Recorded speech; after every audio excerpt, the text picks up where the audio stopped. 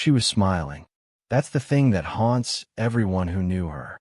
The last image anyone has of Amara Osei, standing at the trailhead of Blackridge National Forest on the morning of June 14, 2013, is a photograph of a young woman smiling like she hadn't a single worry in the world. Backpack strapped tight, hiking poles in hand, curly hair pulled back, glasses slightly fogged from the morning mist. And that smile, wide, calm, unbothered.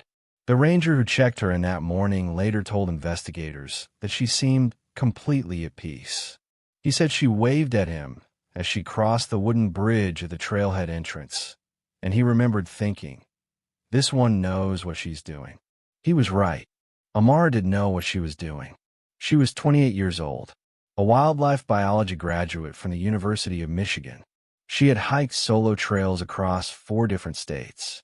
She knew how to read weather patterns, how to navigate without cell signal, how to filter water from natural streams.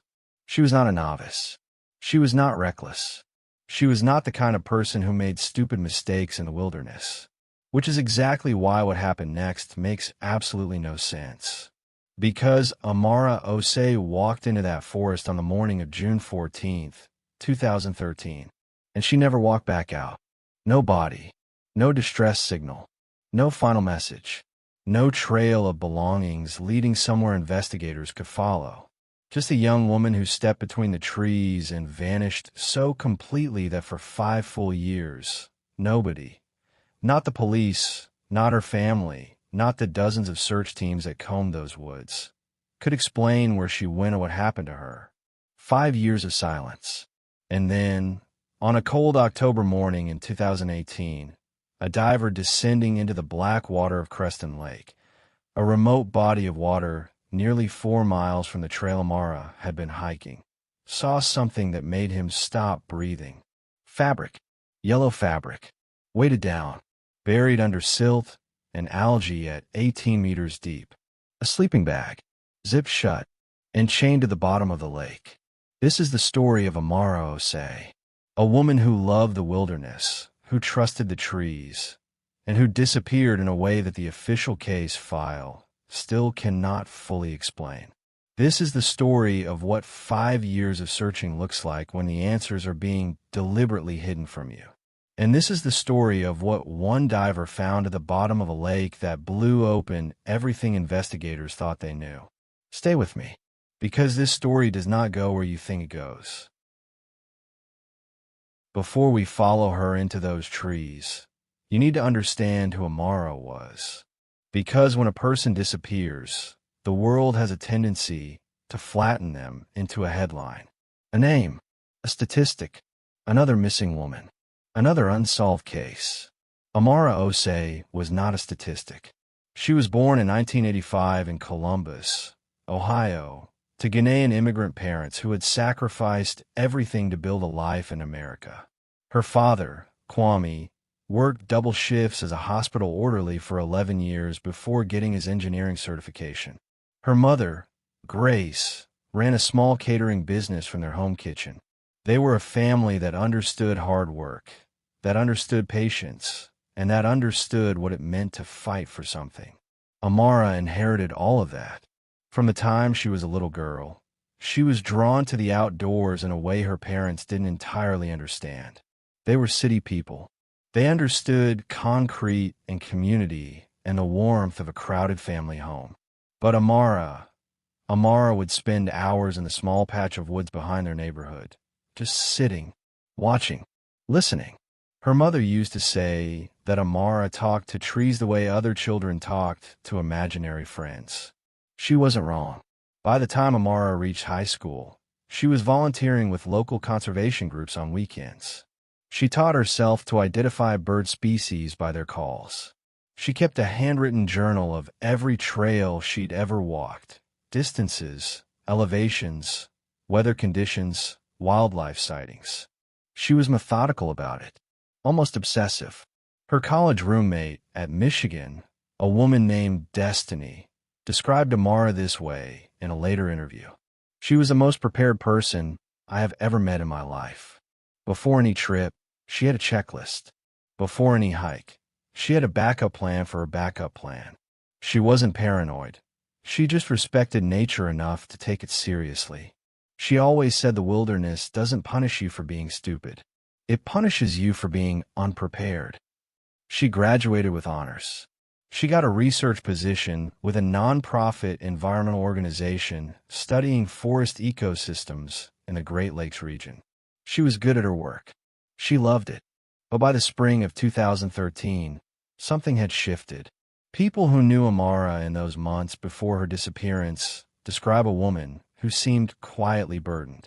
Not depressed, they were careful to say. Not in crisis, but carrying something heavy. Her college friend Destiny said Amara had been more withdrawn than usual, less likely to respond to messages, less willing to make plans. Her journal entries from that period, which investigators later recovered, reflects someone working through a complicated emotional season. There are notes about feeling disconnected, about needing clarity, about a relationship that had ended badly, about pressure at work, about something she described only as the noise getting too loud.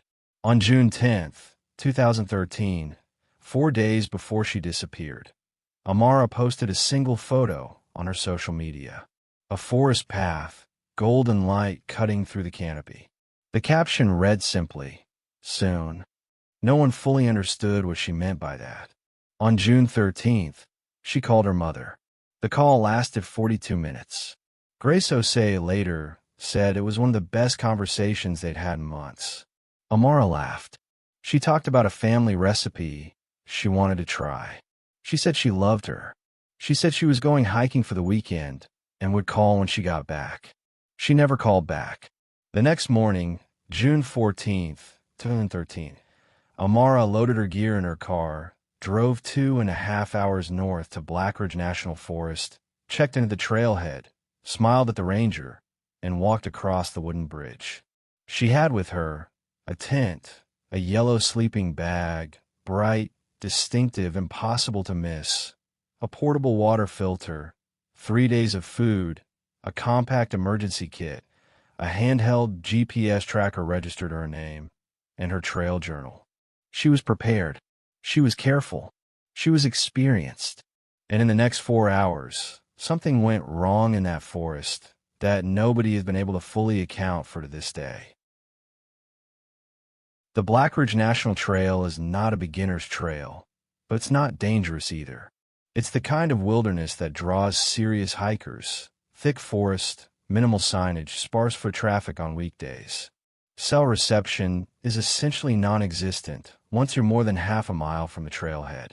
The nearest road is 7 miles east. The nearest town is 18 miles south. It is the kind of place where you go to be completely alone.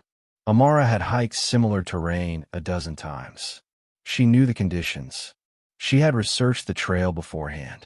She had marked waypoints on her GPS device. Everything was planned. For the first several hours, the plan held. Her GPS tracker sent location pings at regular intervals, as designed. At 10:22 a.m., she was at the first mile marker. At 11:47 a.m., she was at a ridge overlooked that trail records call Point 7. At 1:14 p.m., her signal showed her descending into the valley that locals call the Lower Hemlock Basin, a dense, shadowed section of the forest where the trees grow so thick overhead that afternoon sunlight barely reaches the ground. At 1:31 p.m., she uploaded a photograph from her satellite-connected camera application.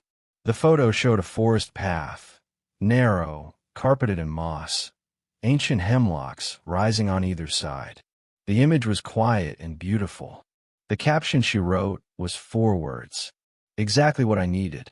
That was the last thing Amara Osei communicated to the outside world. At 4:17 p.m., her GPS tracker stopped transmitting. Not gradually. Not with a weakening signal that might suggest a dead battery struggling to hold on. The signal ended with a clean cutoff, the way a switch is flipped.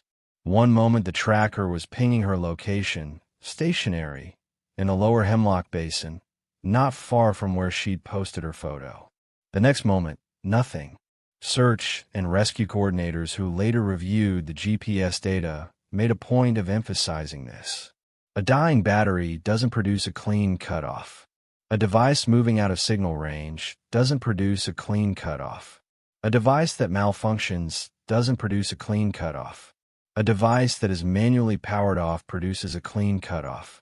Someone switched that GPS tracker off at 4:17 p.m. on June 14, 2013. The question that would torment this case for the next 5 years is, but there's something else. Something that didn't make the initial news reports, something that investigators kept quiet for months, and something that Amara's family didn't learn about until nearly 2 years after her disappearance. At the same time Amara's GPS signal went dark, within the same approximate 15-minute window, 2 other hikers on the trail reported something unusual. A married couple from Rochester, hiking a loop path about 2 miles north of where Amara's last signal had been recorded, told the Park Service that afternoon that they had experienced something that unnerved them. They were walking a forested section of the trail when they became aware of what sounded like footsteps behind them. Not distant. Close. Maybe 20, 30 feet back. The husband stopped walking and turned around. Nothing. The path behind them was empty. Completely still. They kept walking. The footsteps sounds returned. He stopped and turned again. Again, nothing. They picked up their pace. They said the sounds followed them for almost 10 minutes before stopping abruptly.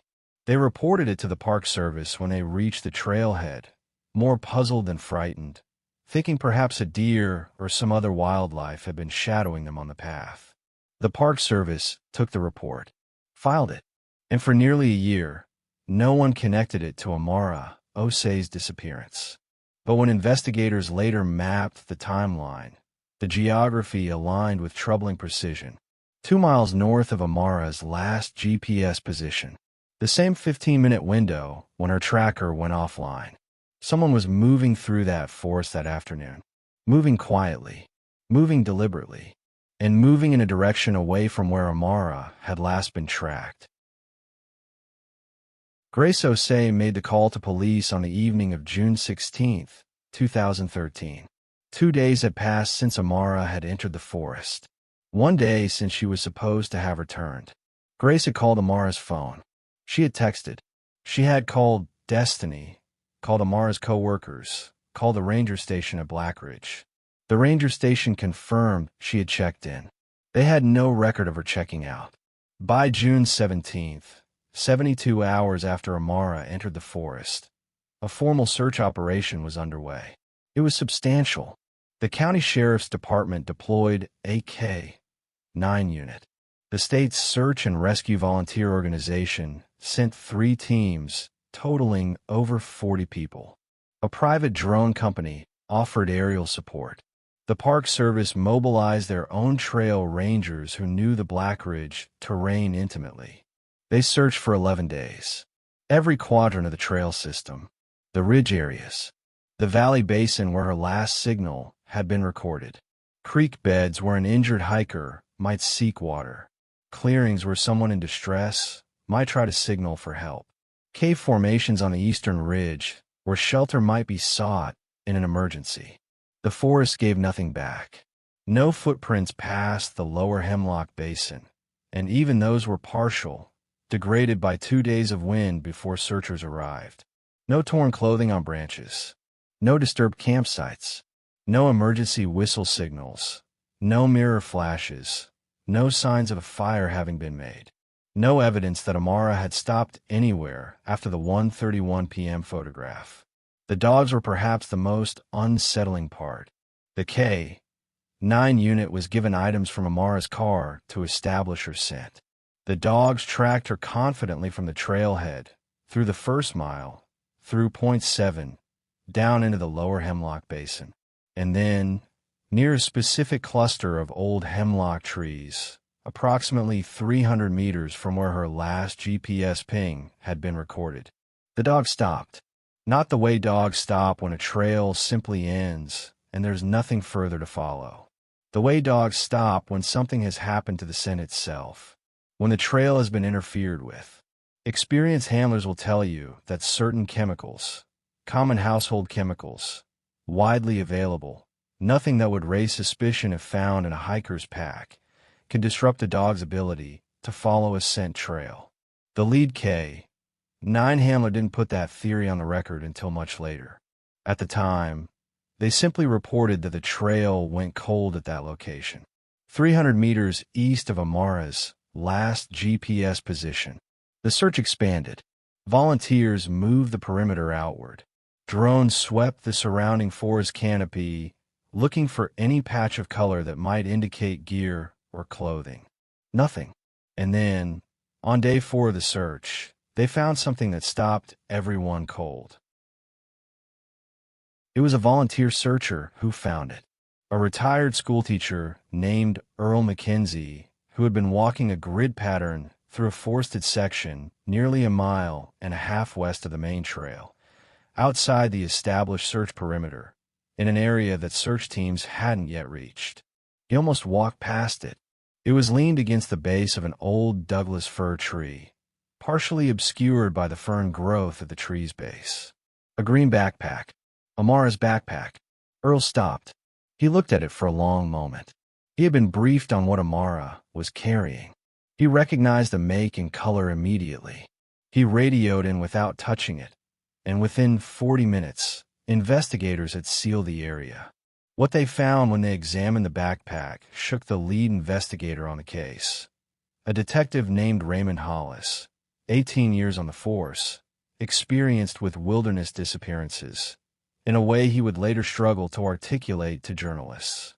The backpack was clean, not just undamaged, clean, as though it had been wiped down. There was no trail grime on the exterior, no mud on the bottom despite the damp forest floor. The interior was fully packed. Everything Amara had brought with her was still inside, exactly as she had packed it. Food, water filter, emergency kit, trail journal, everything, that is, except one item. The yellow sleeping bag was gone. The investigators looked for footprints around the tree. The forest floor in that area was soft enough that footprints should have been visible. There were none. Not Amara's. Not anyone else's. The ferns around the base of the tree showed no sign of having been disturbed recently. The backpack had been placed there, carefully, deliberately, and whoever had placed it had taken precautions to leave no trace of having done so. Detective Hollis would later say, years later, in a recorded interview after the case had evolved beyond what he initially understood, that when he saw that backpack, he knew, not suspected, knew. This was not an accident. This was not a hiker who got lost and died in the wilderness. Someone had orchestrated what happened in those woods. Someone who knew what they were doing. But who? And why? And where was the sleeping bag? Those 3 questions would go unanswered for the next 5 years. After the official search was stood down in late June 2013, the Osei family entered a kind of purgatory that families of the missing know all too well. It is a grief without a grave, a loss without a boundary. You cannot mourn completely because there is no confirmed ending. You cannot move forward because moving forward feels like abandonment. You are frozen between the last moment you knew and a future you cannot yet reach. Grace Osei did not freeze. She hired a private investigator within 6 weeks of the search being called off. She created a website for Amara's case. She printed thousands of flyers. She contacted cold case organizations, wrote letters to the FBI requesting federal involvement, and appeared on 2 regional true crime podcasts.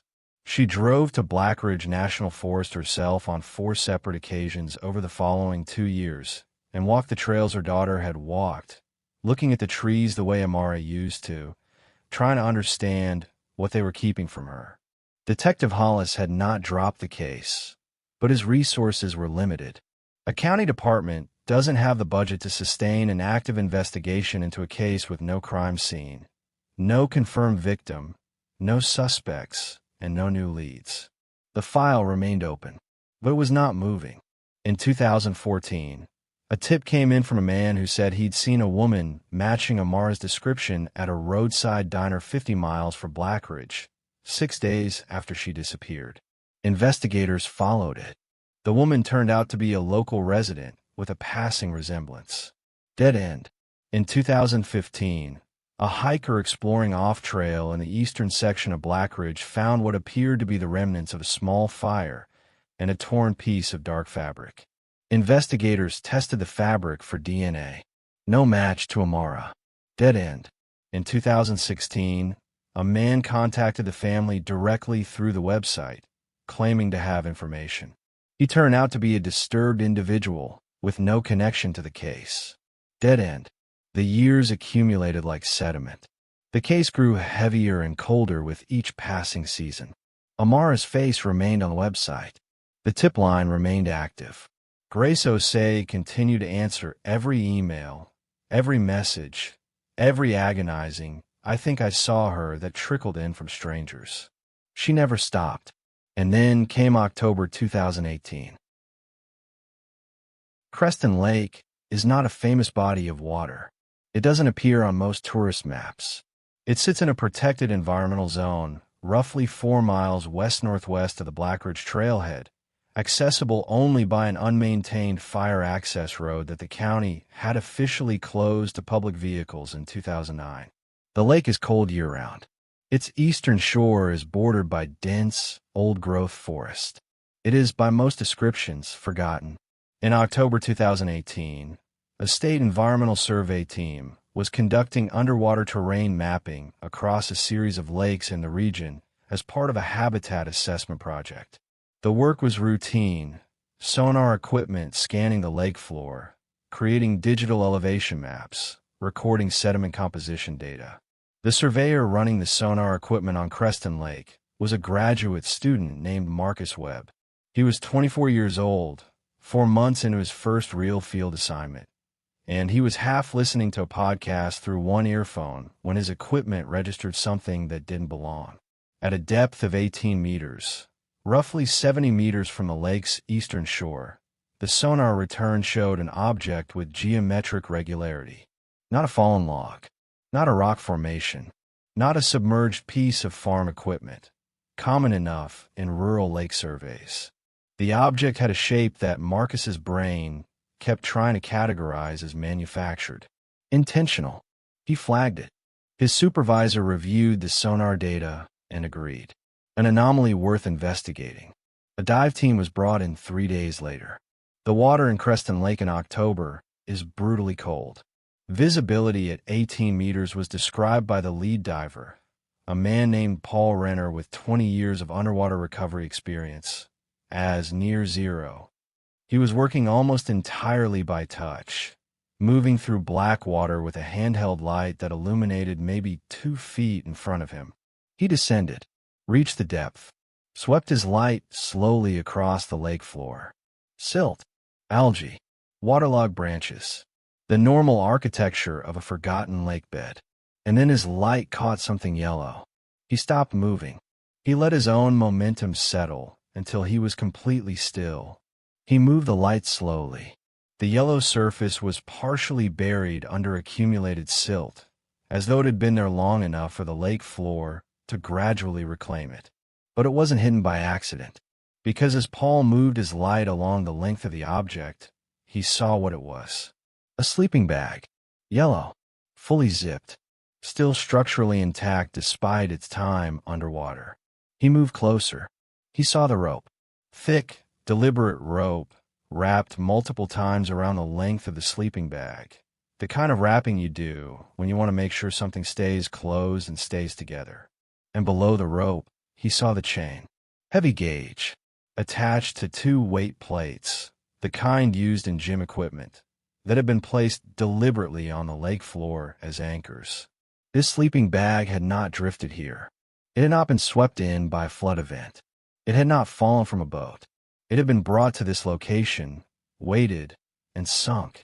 Paul Renner surfaced. He climbed back onto the survey boat. He pulled off his mask. His supervisor asked him what he'd found. Paul was quiet for a moment. Then he said, "We need to call the police." Within 48 hours of Paul Renner's discovery, Creston Lake had been transformed into a law enforcement recovery scene. The county sheriff's department, state police, a specialized underwater recovery unit, an evidence technician who worked cold cases for the state attorney's office, and, because of the nature of what was being recovered, a forensic specialist driven up from the state capitol. Recovering the sleeping bag took the better part of a full day. The weight plates had embedded themselves into the soft lake bed over time, and disturbing the silt in an uncontrolled way risked damaging whatever was inside the bag. The recovery team worked slowly, methodically, the way you work when you're not sure what you are about to find and you know that whatever it is has been waiting a very long time. They cut the chain free. They secured the sleeping bag in a specialized transport container designed to preserve underwater evidence. They brought it to the surface, and then they brought it to the lab. The forensic examination took 3 days. The sleeping bag was intact. The zipper, while degraded, had remained functional. The rope wrapped around, it was a common braided nylon rope, the kind sold at any hardware store. The weight plates were standard gym equipment, no serial markings that could be traced. Inside the sleeping bag, no body. That detail, the absence of remains, became one of the most debated aspects of the case. If the sleeping bag had been placed in that lake as a way of disposing of a body, it had not worked. Or more accurately, it had not been used for that. Whatever else the sleeping bag represented, it was not a burial shroud. What it did contain was a single personal item, a bracelet, woven cord, green and gold and red, in a style characteristic of handmade West African craft jewelry. Distinctive, specific, and immediately recognizable to Grace Osei when investigators brought her a photograph. She had woven that bracelet herself. She had given it to Amara when Amara left for college. Amara wore it on every hike. It was one of the few personal items she always brought into the wilderness with her. It was visible in several photographs from her previous hikes. It was visible in the photograph taken at the Black Ridge Trailhead on June 14, 2013, the last photograph taken of Amara before she entered the forest. When Grace Osei identified the bracelet, she broke down completely, and the investigators in the room understood what that moment meant. Amara's sleeping bag, missing since the day she disappeared, had just been found in a lake 4 miles from the trail where she'd vanished, weighted to the bottom with gym equipment, 5 years after she was gone. The case was no longer cold. This is the part of the story where the facts become edges, sharp enough to cut, but not quite forming a complete picture. Investigators build a profile based on everything they now knew. The person they were looking for had known Amara's hiking route before she entered the forest. They had been present in the lower Hemlock Basin area on the afternoon of June 14, 2013. They had disabled her GPS tracker. They had managed to move items from her person, specifically the sleeping bag, without leaving a traceable trail. They had carried or transported her backpack to a location nearly 1.5 miles away and placed it there with deliberate care. They had disrupted the K-9 scent trail. They had then retained the sleeping bag for years. They had, in late 2016 or early 2017, made the decision to dispose of it. They had transported it to Creston Lake, a remote, seldom visited location that required knowledge of the closed fire access road to reach. They had come prepared with weighted anchors and rope. They had descended to a depth and placed the bag in a location that, they calculated, would not be disturbed. They had almost been right. They were also someone who had continued to visit or access Creston Lake between the disappearance and the sinking of the sleeping bag, as evidenced by the 2015 GPS ping. They knew the Black Ridge region intimately. They knew Creston Lake existed. They knew how to access it. They knew how to move through wilderness without leaving traces. They knew, specifically, how to defeat a search dog's ability to track a scent. This is not the profile of an opportunist. This is not the profile of someone who encountered Amara by chance on that trail and acted impulsively. This is the profile of someone who had planned, who had prepared, who had specific knowledge, who knew Amara well enough to know her route. Investigators examined the people in Amara's life: friends, family, former romantic partners, co-workers, anyone who might have known about the trip in advance. Amara had told very few people about the specific trail she was hiking.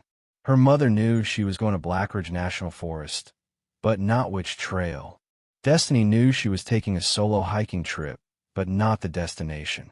Her co-workers knew she was taking personal days, but not why. There were, however, two people who had more specific knowledge. The first was a former boyfriend, a man investigators referred to in documents only as Subject A, with whom Amara had ended a significant relationship approximately 3 months before her disappearance. He had hiked with Amara on multiple occasions. He knew her habits, her preferred gear, her characteristic routes. He knew she favored the Blackridge Trail system. Investigators interviewed him multiple times. His alibi for June 14, 2013 was his workplace. He had been in his office. Colleagues confirmed his presence. Security footage supported it. The second person was someone whose name investigators did not release. They are referred to in case documents only as a person who had specific trail knowledge and demonstrated familiarity with the Blackridge region and surrounding terrain, including access points not recorded on public trail maps. That is all that is publicly known about this individual. The investigation into them, whatever it revealed, whatever it failed to prove, did not result in charges. It did not result in an arrest. It did not, officially, result in anything. The case of Amara Osei remains officially open and officially unsolved. Amara's remains have never been found. In January 2019, 3 months after the discovery of the sleeping bag in Creston Lake, Detective Raymond Hollis retired from the County Sheriff's Department. He had been planning the retirement for over a year. It had nothing to do with the case. But in interviews he gave after leaving the department, he spoke about the Osei case with a frankness that his position had previously prevented. He said he believed Amara had encountered someone on that trail, someone who had anticipated her presence there. He said he believed the backpack had been staged, placed in that specific location to mislead searchers, to draw attention west while the critical evidence was being moved in a different direction. He said he believed the sleeping bag had been kept as, and here he paused for a long moment before choosing his word, a memento. He said the 2017 disposal decision had been triggered by the renewed public attention, and that the decision to use Creston Lake had not been random. Whoever chose that lake knew exactly how remote it was, how rarely it was visited, and how unlikely it was that an environmental survey team would ever conduct underwater terrain mapping there. They were, as Hollis put it, unlucky that the state happened to run that particular survey. He said he believed the person responsible was still out there, living in a radius he did not specify, aware of how close the investigation had come, aware that the sleeping bag had been found. He said, "The wilderness keeps secrets very well, but it doesn't keep them forever." Grace Osei continues to maintain Amara's website. The tip line remains active. Whenever the case receives media attention, the contacts spike, and Grace reads every single one, the way she has read every single one for 11 years, looking for the detail that finally breaks it open. She has never been given a single piece of official information that tells her definitively what happened to her daughter in those woods. She is only the absence, the yellow sleeping bag, recovered from a cold lake, the bracelet she wove with her own hands, retrieved from 18 meters of dark water, and the knowledge that someone, somewhere, knows the truth that the forest has not yet released. Solo hiking is not inherently dangerous. Statistically, it is no more dangerous than many activities people undertake every day without a second thought. Amara Osei knew the risks. She had mitigated them carefully, systematically, the way she did everything. She had a GPS tracker. She had emergency gear. She had left her itinerary with people who cared about her. None of it was enough. Because the wilderness was not the danger on June 14th, 2013. The trees were not the threat. The terrain was not the enemy. Something far more deliberate, far more calculating, and far more terrifying than nature moved through Blackridge National Forest that afternoon. Amara walked into those trees smiling, calm, unbothered, exactly where she wanted to be. What she didn't know, what none of us can ever fully know, is who else was there. People don't simply vanish in the wilderness. Experienced hikers with GPS trackers and emergency kits and careful preparation do not dissolve into the air between the trees. They leave traces. They leave signals. They leave the kinds of patterns that investigators know how to read. Unless someone with very specific knowledge and very deliberate intent has worked, carefully and methodically, to ensure that those traces point nowhere. Whoever did that on June 14th, 2013, whoever stood in the lower Hemlock Basin and made decisions that afternoon that they are still living with today, has not been brought to justice. They are out there. They know what the lake held. They know what the forest witnessed. And they are counting on the world eventually moving on. Grace Osei has not moved on. Detective Hollis has not moved on. And now, neither will you. If you know something about the disappearance of Amara Osei, if you've ever heard something, seen something, remembered something that felt small, but has never quite left you, cold case tip lines exist for exactly this reason. Because the detail that seems insignificant to you may be the one that finally gives Grace Osei the answer she's been fighting for since the summer of 2013. 11 years is a long time to wait for the truth. But the truth is still there, somewhere in that forest. Somewhere in the memory of someone who knows more than they've said. And sooner or later, the way it always does, it will find its way to the surface.